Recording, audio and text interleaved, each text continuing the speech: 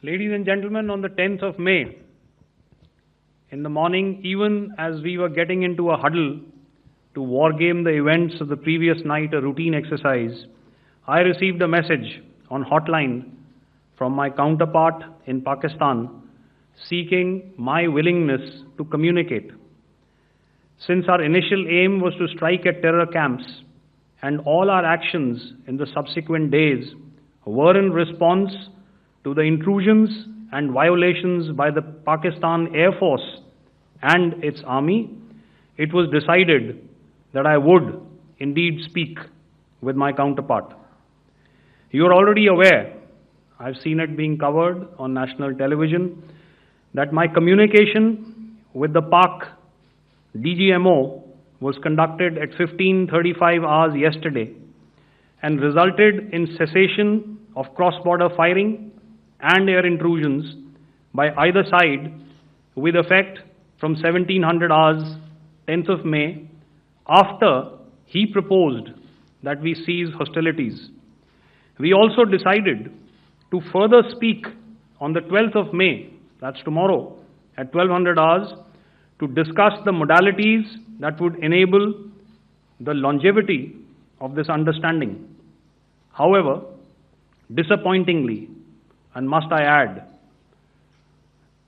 expectedly, it took only a couple of hours for the Pakistan Army to violate these arrangements by cross-border and across the line of control firing, followed by drone intrusions across the expanse of the Western Front, through last night and in the early hours of the morning today.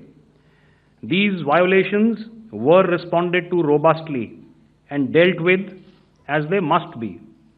We have earlier today sent another hotline message to my counterpart highlighting these violations of the understanding between the DGMOs on the 10th of May and our firm and clear intent to respond to these fiercely and punitively, if repeated tonight, subsequently, or later.